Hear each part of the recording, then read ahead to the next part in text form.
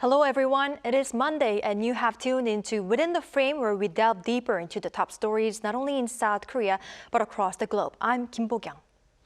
Sunday marked 100 days since the tragic crowd crush incident in Seoul's Itaewon neighborhood.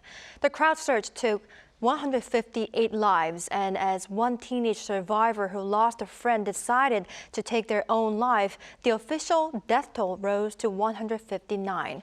The National Police Agency's investigation ended with 23 government officials being referred to the prosecution on fatal professional negligence and other charges.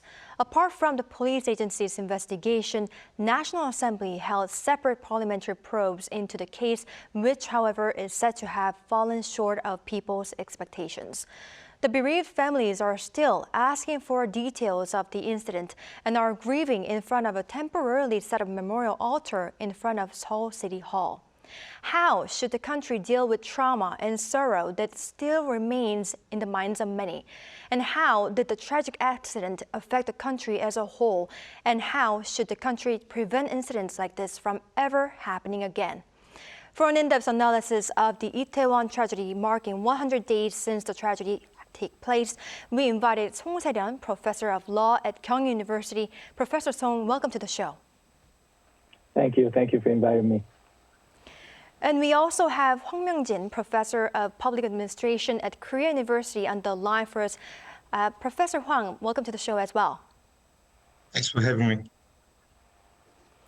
Right. First question to you, Professor Hwang. At Seoul Plaza in front of City Hall, a memorial altar had been set up to mark 100 days since the Halloween crowd crush in Itaewon. Families and participants originally planned to have the altar at Gwanghwamun Square, but as Seoul City rejected the proposal, families set up a temporary memorial facility, which led to a standoff with the police.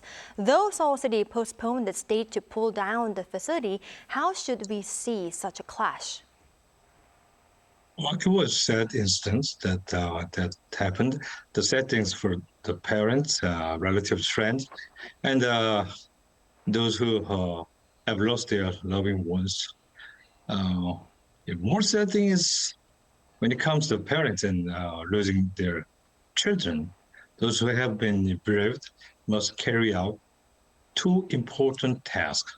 The first thing is to internalize and recognize and strengthen the existence of the lives of the days. Forget the memories that last long.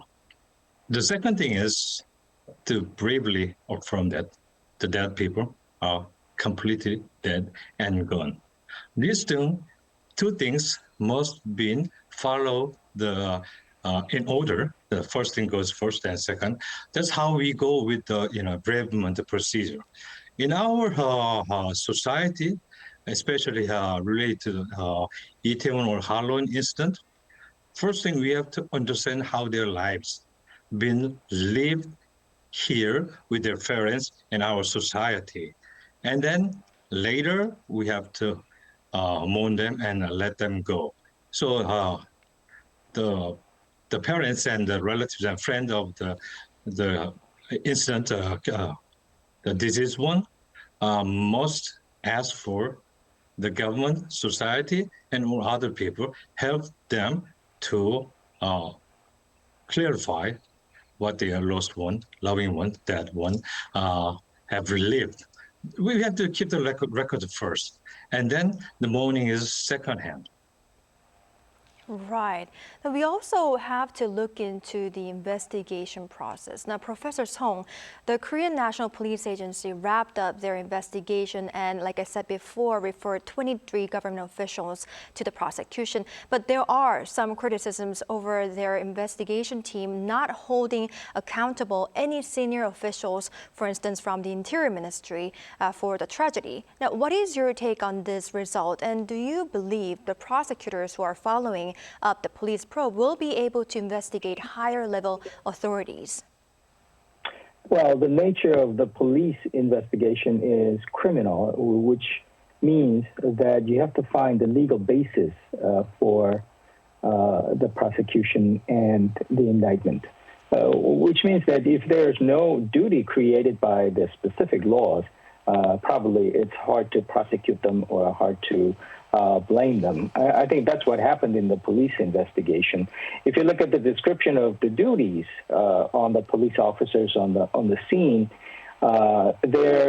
the actions and the standard of care is pretty well specified. But the political appointees, like the ministers and higher up, they have the duties of the making the policies and the systems. Do we have the system for crowd control? Yes, we do. Do we have the system to go with it? Yes. It didn't work, unfortunately. So from the criminal investigation's point of view, I think they escaped the probe. Now, when we talk about the responsibility, there's a legal responsibility, but also political responsibility as well. The opposition parties, the filing the impeachment motion, is looking at the political the responsibility that minister has. That's why ministers sometimes get fired for the disasters that happen. Now, I think that the big furor at this point, the criticism, is that there seems to be no adverse action on the top. There might be many different reasons, but if you look at the legal and the political responsibility as a whole, maybe we can kind of point to where the dissatisfaction of the criticism lies. We can't probably blame the police for the following the standard of their investigation at this point. I think we have to move the arena to more of a political arena to see that whether the top job, maybe some heads should roll or not. Right, so they might have been able to be exempted from the legal responsibility, but they also need to be responsible for the political side, right? Professor Huang, now I'd like to ask you, 100 days passed on Sunday since the tragedy took place. I'd like to ask you, how well has Korean society been coping with this tragic event, and how did the incident affect South Korean society as a whole? Well, we have similar incidents before, the Seoul Hall, the Seoul Ferry instance. Accident happens, incident occurs, and lesson be learned, and no more the same valuable lives has to be lost. It's the way it is, but it did not happen. We all know that.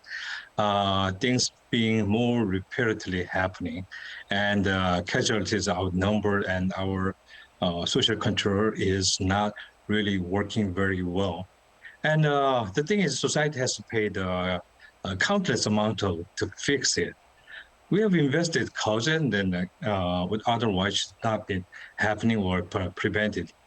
The truth is not been discovered yet, but what has been said for me is that we established a trauma center, National Trauma Center, after the Seoul incident, and that did not really function the way it is supposed to be. I understand that those trauma experts and the doctors and counselors have to work on this one. Actually, they did, but we do not know how much valuable their action being played for the families, the parents, and the friends of this the dead people, young people. And the thing is that it's not just about the primary trauma the exposure, but trauma is always contagious. The second victimization is not really well managed, as far as I understand, through the media and the news exposure. And we have to think about it. Second, secondary trauma exposure is even stronger and more harmful than primary one. And as the expert said, and we still have not lose the gold time, and we have to really think about these people, the innocent people who have been feeling guilty about that. They did not do anything. They should have to do something about it, but they could not. Those kind of things. Right. So our Professor Huang thankfully tapped on the issue of how we should effectively deal with the trauma based on the National Trauma Center. We will, of course, get to that point. But Professor Huang, I'd like to keep on asking you about the probe, actually. The Special Parliamentary Committee on the Itaewon crowd crush case held a 55-day probe, which ended recently. This unfortunately led to conflicts between the ruling and the opposition parties on various matters. Like our Professor Song mentioned, it was about Democratic Party decision to introduce the impeachment motion against the Interior Minister on this Monday. Now, how did this tragedy become so politicized, and how could the politicization of the Itaewon tragedy be avoided? Well, government, parliamentary, and the public sector have their own task to do that, prevent it and investigate it, and do something to ease and lower the damages and casualties. But we also have a civil society and the communities and professional caregivers, trauma treatment experts. Those people have to play a very important thing. But when politicians assume that these are something they can do something about it, the rest of people have to just stay and as a bystanders. According to Heinemann's, the laws of incidences, 9 different locks are simultaneously shackled to make incidents. Government and political parties are just the part of it. And the rest of the society, our function to prevent the incident did not function as well. And we have to think about political and the public sector as well as the private sector. And those are more important from my perspective that has been given more opportunity to participate and in this, what do you call the social trauma or social suffering issues. Now, Professor Song, opposition parties and bereaved families say an independent organization is needed to further uncover the truth. For such an independent body, however, a new special law is needed, isn't it? And if it gets launched, how is this going to work? Right. The opposition party and the family members probably are talking of the independent prosecutor. And we have the law for it, Act on the Appointment of Independent Prosecutors. And that it comes about by legislating the scope and the purpose of the investigation to suit the particular issues they are looking at. They are supposed to be independent, hence the name. And if you kind of further go look into it, the independence usually it means that independence from the justice minister, because justice minister supposedly is with the government, and the independence comes from the selecting of the prosecutor by having a panel that is composed with independence in mind. They're given 60 days to investigate, and they can extend it for the 30 days, so 90 days of investigation. Now, we have experiences of launching these independent prosecutors in the past. And the results are mixed, I would say. That's a favorable way of saying it, but probably mostly negative. Not enough time, and the political bickering usually takes over the investigation, and they don't really go deeply into the matter. I think this is part of, if you look at it, kind of an upside of it, continuation of a political process where the responsibility is apportioned based on their political positions. So I guess you can find the silver lining, but I think that the families are really looking to find what would be the kind of a breakthrough moment in safety and making sure that this kind of things do not happen again. I think that actions are being taken, but if you focus solely on the political responsibility, I think we lose the sight of the big picture, where in the past, over the decades, we have had high-profile disasters, and it seems that the public safety situation in Korea is making advances in a snail space. I think that especially after Seoul ferry disaster, probably that should have been a watershed moment for the public safety in Korea, but I think it kind of falls short. So we can launch special investigators and any kind of independent bodies, but I think the ultimate purpose should be how we refine the policies and the details of the manuals so that our safety situation makes a genuine advance, not like before. Right. So the whole independent body issue and other special prosecutors issue need to focus on not having to have this kind of event happen again. Now, Professor Hwang, the once bustling alleys of Itaewon have been left deserted ever since the tragedy. We need to also focus on the merchants there. Now, both Seoul City and Yongsan-gu District Office have offered financial support, but businesses there are still on the brink of collapse. And people say there is a need to change the entire vibe of the area, but how so? Well, whenever an incident happens and damage was beyond control, especially, there is damages in the economy and business. We have to plan a new community development planning. It takes time and money, and we have to know how the market system goes on this incident first. The landlord and rich people can find a way to avoid the cost, but the poor people and the people who rent the offices and the restaurant, they are the ones who really got the secondary and business-wise economic damages. We have to take care of these people. It takes a long time as if we built a new community.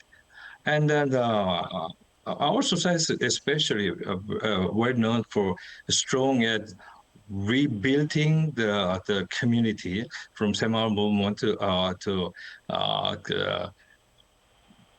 the IMF instance. So we have some resiliences, but this inner resilience must be corresponding with outside assistance, and especially legal and monetary support.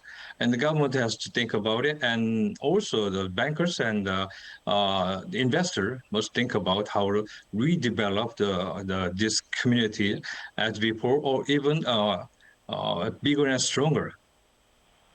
Right.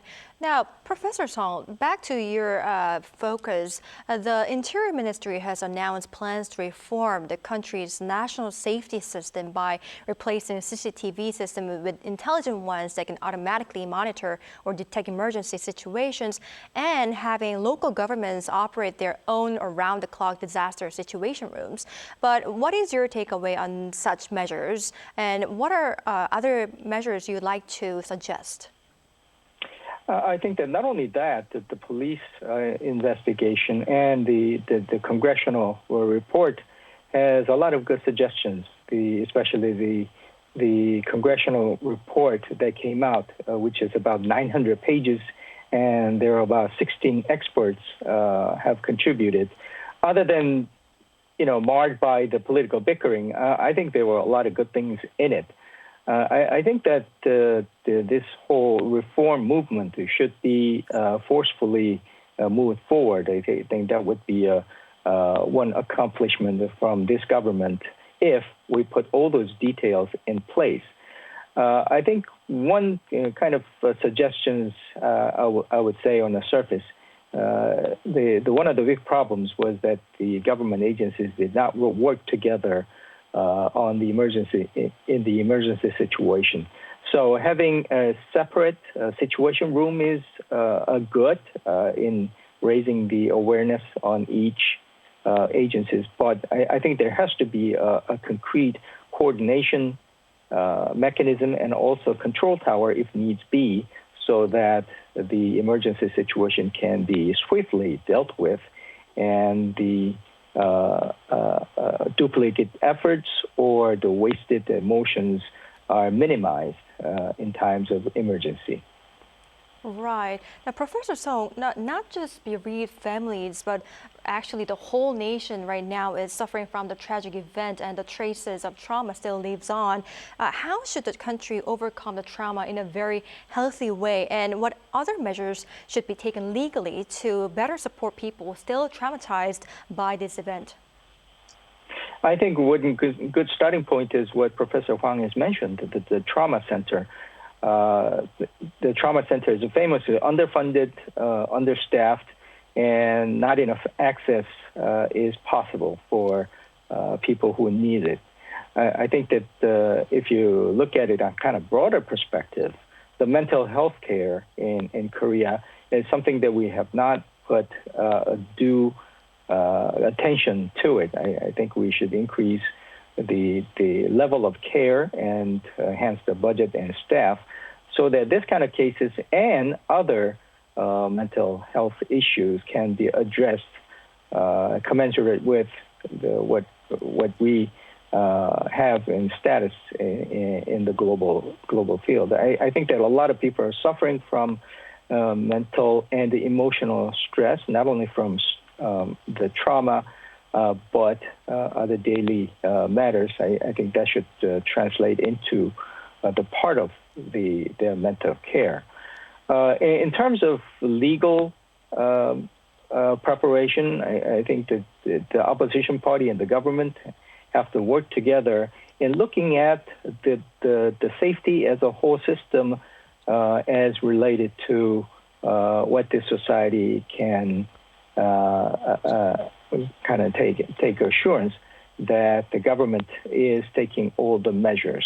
Not only a good political move that way, but also we can probably put an end to the decades of discussion as to what's wrong with Korea's safety system and public safety network and coordination system. So I think that this, if you look at it that way, it's a good opportunity for this government as well to make a pretty big mark on the public safety by looking at many different necessary fronts. All right, Professor, thank you for your insight. Now, unfortunately, this is all the time we have for today, but I do hope our discussion with our professors on the Itaewon tragedy could have given our viewers a chance to look deeply into the event once again and find better ways, not only to prevent such an event from happening again, but also to heal ourselves. Thank you, Professors Hwang and Song. We really appreciate your in-depth insights. We really appreciate them. Thank you very much. Thanks so much. All right, that's all for Within the Frame tonight. Hope our viewers enjoy a fresh start of the week. We'll be back tomorrow with more in-depth stories on the issues happening in South Korea and, of course, around the globe. Thank you for watching, and goodbye.